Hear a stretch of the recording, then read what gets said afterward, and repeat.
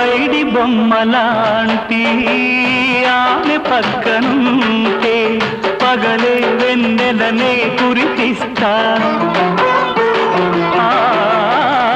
నీడలాగా నాతో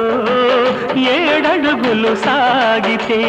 ఇలలో స్వర్గం నే సృష్టిస్తా రసరమ్యం ఆ రాగ విలాసం రసరమ్యం ఆ రాగ విలాసం వసివాడదు అది ఆ జన్మాంతం అందమైన నా ఊహల మేడకు ఆవిడమణి దీపం అంది అందని నాశలకు ఆమె ప్రతిరూపం ఆ తలపే